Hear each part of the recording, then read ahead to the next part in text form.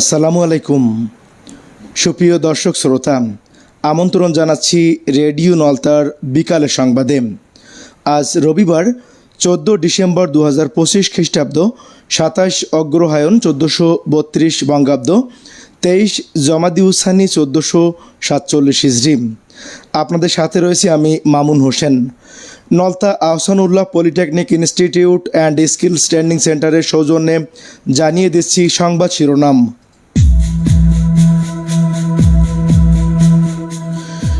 শহীদ বুদ্ধিজীবী স্মৃতিসৌধে মহামান্য রাষ্ট্রপতি ও মাননীয় প্রধান উপদেষ্টার শ্রদ্ধা। হাদির অবস্থার উন্নতি নেই, স্থিতিশীল হলে বিদেশে নেওয়ার চিন্তা।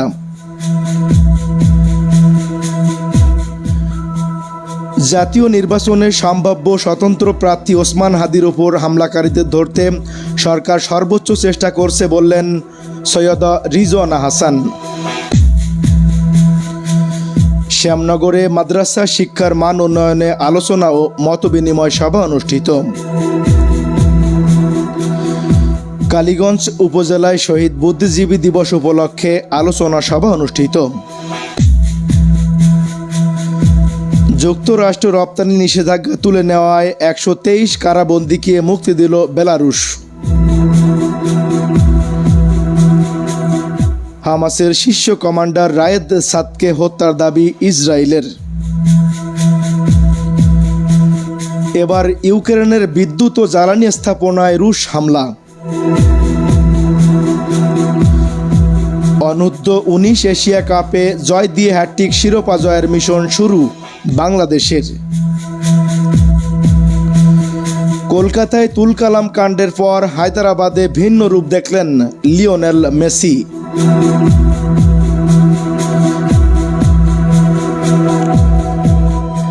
এতক্ষণ শুনছিলেন সংবাদ শিরোনাম, এবারে শুনবেন বিস্তারিত সংবাদ। সংবাদের শুরুতেই থাকছে জাতীয় সংবাদ।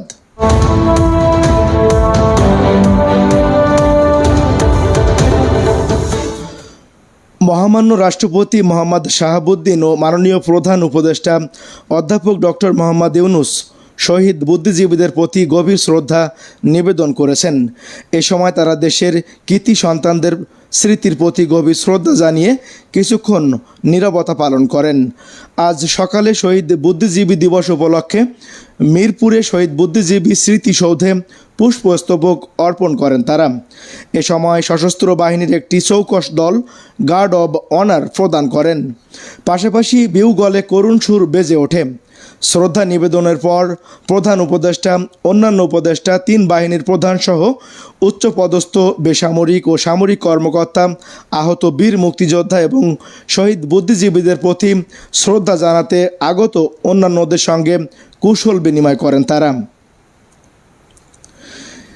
দুর্বৃত্তের গুলিতে গুরুতর আহত ইনকিলাব মঞ্চের আহ্বায়ক শরীফ ওসমান বিন হাদির শারীরিক অবস্থায় এখনও উল্লেখযোগ্য কোনো উন্নতি হয়নি। ঢাকার এভার কেয়ার হাসপাতালে চিকিৎসাধীন অবস্থায় তিনি সংকটাপন্ন রয়েছেন। চিকিৎসকেরা পরিস্থিতিকে নিবিড়ভাবে পর্যবেক্ষণ করছেন। অবস্থা কিছুটা স্থিতিশীল হলে উন্নত চিকিৎসার জন্য তাকে দেশের বাইরে নেওয়ার বিষয়টি গুরুত্ব দিয়ে বিবেচনা করা হবে বলে জানিয়েছেন তার সংগঠন। ইনকিলাব মঞ্চের সদস্য সচিব আবদুল্লাহ আল জাবের রোববার সকালে জানান, ওসমান হাদি এখন ডিপ কোমায় আছেন। চিকিৎসকদের নির্ধারিত 72 ঘন্টার পর্যবেক্ষণকাল সোমবার রাতে শেষ হওয়ার কথা। এই সময়ের মধ্যেই তার শারীরিক অবস্থার অগ্রগতি ও পরবর্তী চিকিৎসা পথ্য নির্ধারণ করা হবে। তথ্য ও সম্প্রচার মন্ত্রণালয়ের উপদেষ্টা সৈয়দা রিজওয়ানা হাসান বলেছেন, জাতীয় নির্বাচনের সম্ভাব্য স্বতন্ত্র প্রার্থী ওসমান হাদির ওপর হামলাকারীদের ধরতে সরকার সর্বোচ্চ চেষ্টা করছে। সকালে সচিবালয়ে মন্ত্রণালয়ের কর্মকর্তাদের সঙ্গে মতবিনিময় সভায় সাংবাদিকদের প্রশ্নের জবাবে তিনি এসব কথা বলেন। নির্বাচনের ভিত নড়বড় করতে এই আক্রমণ করা হয়েছে। মানুষকে ভয় দেখানোই মূল উদ্দেশ্য। তবে নির্বাচন সময় মতো অনুষ্ঠিত হবে এবং জনগণ অপতৎপরতার জবাব দেবে। রিজওয়ানা হাসান আরও বলেন, সরকার ও বিচার বিভাগের মধ্যে সমন্বয় থাকা আইনশৃঙ্খলা পরিস্থিতি নিয়ন্ত্রণে রয়েছে। গণতন্ত্রের আকাঙ্ক্ষা বাস্তবায়নের পথে এখনও বিভিন্ন রকম চক্রান্ত চলছে বলে অভিযোগ করেছেন বিএনপি মহাসচিব মির্জা ফখরুল ইসলাম আলমগীর। তিনি বলেন, যারা দেশের স্বাধীনতা অস্বীকার করে তাদের বিশ্বাস করার কোনো কারণ নেই। দুপুরে রাজধানীর ডিপ্লোমা ইঞ্জিনিয়ার্স ইনস্টিটিউটে বুদ্ধিজীবী দিবস উপলক্ষে মুক্তিযোদ্ধা দলের আলোচনা সভায় তিনি এসব কথা বলেন। দর্শক শ্রোতা, দেখছেন এবং শুনছেন মামুনের সাথে রেডিও নলতার বিকালের সংবাদ। এবারে জানাবো স্থানীয় প্রসঙ্গ।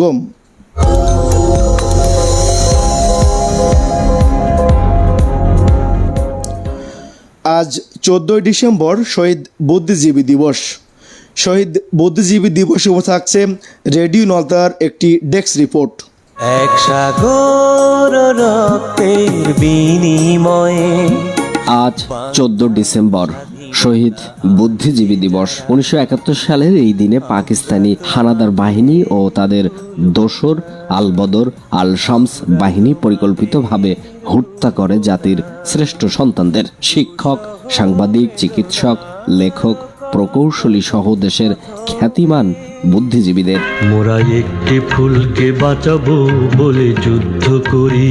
মুক্তিযুদ্ধের চূড়ান্ত বিজয়ের ঠিক প্রাককালে দেশকে মেধাশূন্য করে দেওয়ার ঘৃণ্য উদ্দেশ্যে এই নির্মম হত্যাযজ্ঞ চালানো হয়। রায়ের বাজার ও মিরপুর বৌদ্ধভূমিতে নির্মমভাবে হত্যা করা হয় অসংখ্য বুদ্ধিজীবীকে, যা বাংলাদেশের ইতিহাসে এক গভীর বেদনাবিধুর অধ্যায়।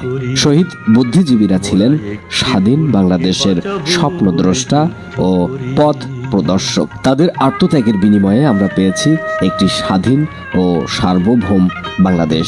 আমি বাংলার গান গাই, আমি আমার আমিকে চিরদিন। দিবসটি উপলক্ষে রাষ্ট্রপতি ও প্রধান উপদেষ্টা বাণী প্রদান করেছেন।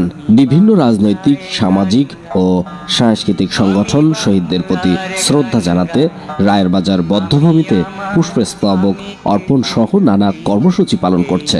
শিক্ষা প্রতিষ্ঠানগুলোতে আলোচনা সভা ও দোয়া মাহফিলের আয়োজন করা হয়েছে।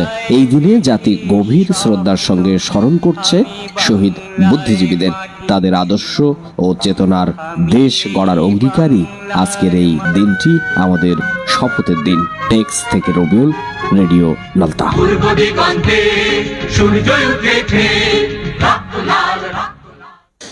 এদিকে ওসমান হাদির হামলার প্রতিবাদে শ্যামনগরে বিএনপির পক্ষ থেকে বিক্ষোভ মিছিল ও সমাবেশ অনুষ্ঠিত হয়েছে। শ্যামনগর থেকে রণজিৎ বর্মনের পাঠানো রিপোর্ট থাকছে বিস্তারিত।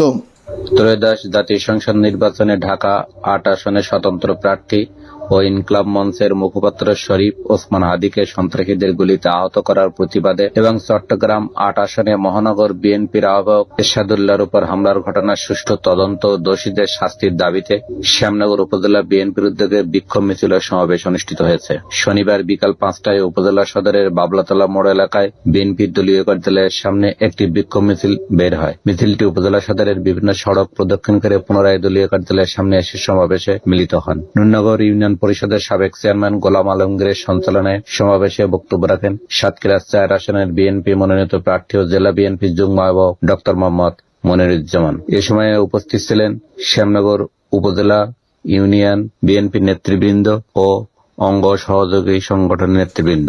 শ্যামনগর থেকে রণজিৎ বর্মন, রেডিও নলতা। আজ শহীদ বুদ্ধিজীবী দিবস উপলক্ষে আশাশুনি উপজেলায় আলোচনা সভা অনুষ্ঠিত হয়েছে। আশাশুনি থেকে জিএম মুজিবুর রহমানের পাঠানো রিপোর্টে থাকছে বিস্তারিত। আজ সকাল 10টায় আশাশুনি উপজেলা পরিষদ সম্মেলনের কক্ষে শহীদ বুদ্ধিজীবী দিবস 2025 উদযাপন উপলক্ষে শহীদ স্মৃতি স্তম্ভে পুষ্পমাল্য অর্পণ ও আলোচনা সভা অনুষ্ঠিত হয়েছে। উপজেলা প্রশাসনের আয়োজনে সকাল 8:40 কেয়ারগাতি শহীদ স্মৃতি স্তম্ভে পুষ্পস্তবক অর্পণ করা হয়। পরে শহীদদের স্মরণে মোনাজাত করা হয়। সকাল 10টায় উপজেলা পরিষদ হলরুমে আলোচনা সভা অনুষ্ঠিত হয়।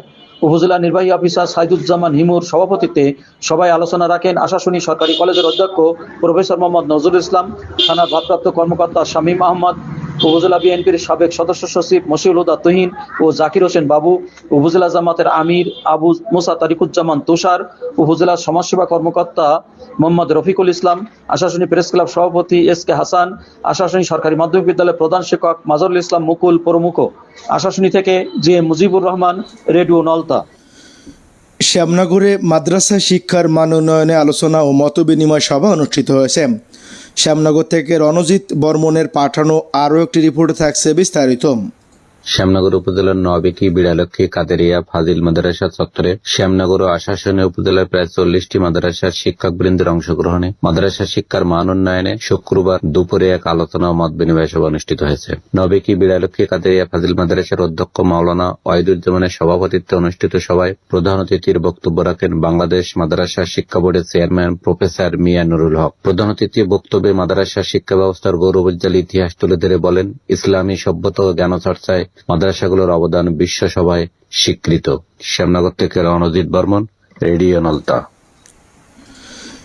আজ কালীগঞ্জ উপজেলায় শহীদ বুদ্ধিজীবী দিবস উপলক্ষে আলোচনা সভা অনুষ্ঠিত হয়েছে। কালীগঞ্জ থেকে সুকুমার দাস বাচ্চুর পাঠানো রিপোর্টে থাকছে বিস্তারিত। উদয়ের পথে শুনিকার বাণী, ভয় নাই ওরে ভয় নাই, নিঃশ্বাসে যে করিবে দান, ক্ষয় নাই তার ক্ষয় নাই। কবির এই কবিতাকে সামনে রেখে কালীগঞ্জ উপজেলা প্রশাসনের আয়োজনে কালীগঞ্জ ডাকবাংলা মোড়ে স্মৃতিস্তম্ভে আজ 14ই ডিসেম্বর শহীদ দিবস ও বুদ্ধিজীবী দিবস উপলক্ষে বিজয় স্তম্ভে প্রথমে উপজেলা প্রশাসন পক্ষ থেকে পুষ্পমাল্য অর্পণ করেন। পরে বাংলাদেশ পুলিশ, কালীগঞ্জ থানা এবং মুক্তিযোদ্ধা সংসদ ও পল্লী বিদ্যুৎ অফিস, জোনাল অফিসের পক্ষ থেকে পুষ্পমাল্য অর্পণ করা হয়। এ সময় উপজেলা প্রশাসন, রাজনৈতিক দলের নেতৃবৃন্দ, সাংবাদিক, মুক্তিযোদ্ধা, সুধী ব্যক্তিরা উপস্থিত ছিলেন। বিভিন্ন কর্মসূচি পালিত হবে। কালীগঞ্জ থেকে সুকুমার দাস বাচ্চু, রেডিও নলতা। দর্শক শ্রোতা, দেখছেন এবং শুনছেন মামুনের সাথে রেডিও নলতার বিকালের সংবাদ। নলতা হাসপাতাল অ্যান্ড কমিউনিটি হেলথ ফাউন্ডেশনের সৌজন্যে জানিয়ে দিচ্ছি আন্তর্জাতিক সংবাদ।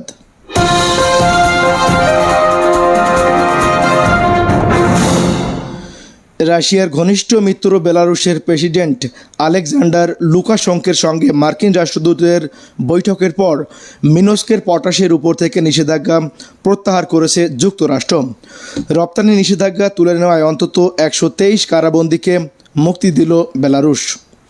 মুক্তিপ্রাপ্তদের মধ্যে রয়েছেন শান্তিতে নোবেলজয়ী অ্যালেস বিয়ালিয়াটোস্কি, বেলারুশের বিরোধী দলীয় রাজনীতিবিদ মারিয়া কোলেসনিকোভা, ম্যাক্সিম জাঙ্ক সহ বেশ কয়েকজন রাজনীতিবিদ ও মানবাধিকার কর্মী।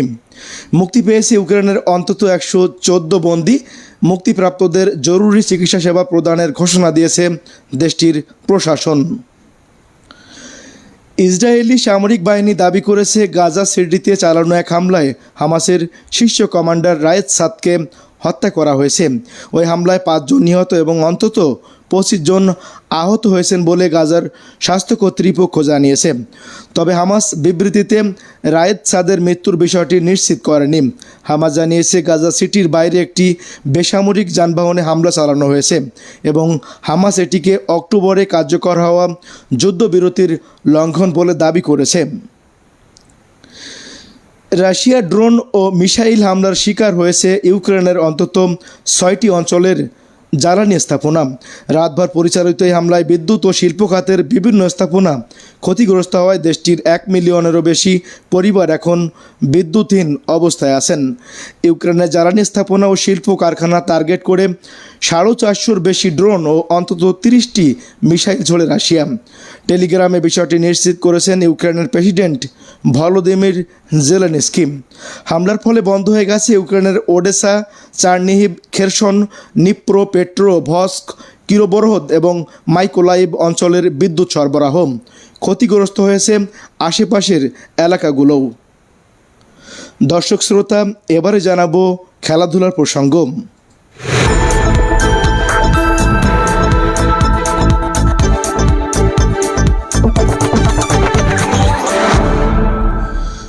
অনূর্ধ্ব 19 এশিয়া কাপের পরপর 2বার চ্যাম্পিয়ন হয় বাংলাদেশ। এবার হ্যাটট্রিক শিরোপা জয়ের লক্ষ্য নিয়েই মহাদেশীয় এই টুর্নামেন্টে খেলতে যায় যুবা টাইগাররা। জয় দিয়ে এবারের আসর শুরু করেছে লাল সবুজের প্রতিনিধিরা। নিজেদের প্রথম ম্যাচে আফগানিস্তানকে 3 উইকেটে হারিয়ে আজিজুল হক তামিমের দল সবার মন জয় করে নিয়েছে। এদিকে চরম অব্যবস্থাপনার মধ্য দিয়ে শুরু হলো লিওনেল মেসির 3 দিনের ভারত সফরের প্রথম দিনে কলকাতার সল্ট লেকের যুব ভারতী স্টেডিয়ামে আয়োজকদের ব্যর্থতায় মেসিকে দেখতেই পাননি দর্শকরা। এতে ক্ষুব্ধ হয়ে স্টেডিয়ামে ভাঙচুর চালান ফুটবল ভক্তরা। তবে একই দিন রাতে হায়দ্রাবাদে সম্পূর্ণ ভিন্ন রূপ দেখেছেন মেসি, সুয়ারেজ, ডিফলরা।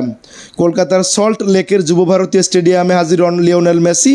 তাকে দেখার জন্য অধীর আগ্রহে গ্যালারিতে অপেক্ষায় ছিলেন হাজার হাজার ভক্ত। দর্শক শ্রোতা, শেষ করছি রেডিও নলতার বিকালের সংবাদ। যাওয়ার আগে জানিয়ে দিচ্ছি সংবাদ শিরোনামগুলো আরও একবার। শহীদ বুদ্ধিজীবী স্মৃতিসৌধে মহামান্য রাষ্ট্রপতি ও মাননীয় প্রধান উপদেষ্টার শ্রদ্ধা। হাদির অবস্থার উন্নতি নেই, স্থিতিশীল হলে বিদেশে নেওয়ার চিন্তা। ওসমান হাদির উপর হামলাকারীদের ধরতে সরকার সর্বোচ্চ চেষ্টা করছে বললেন তথ্য সম্প্রচার মন্ত্রণালয়ের উপদেষ্টা। শ্যামনগরে মাদ্রাসা শিক্ষার মান উন্নয়নে আলোচনা ও মতবিনিময় সভা অনুষ্ঠিত। কালীগঞ্জ উপজেলায় শহীদ বুদ্ধিজীবী দিবস উপলক্ষে আলোচনা সভা অনুষ্ঠিত। যুক্তরাষ্ট্র রপ্তানি নিষেধাজ্ঞা তুলে নেওয়ায় 123 কারাবন্দীকে মুক্তি দিল বেলারুশ। এবার হামাসের শীর্ষ কমান্ডার রায়েদ সাদকে হত্যার দাবি ইসরায়েলের। ইউক্রেনের বিদ্যুৎ ও জ্বালানি স্থাপনায় রুশ হামলা। অনূর্ধ্ব 19 এশিয়া কাপে জয় দিয়ে হ্যাটট্রিক শিরোপা জয়ের মিশন শুরু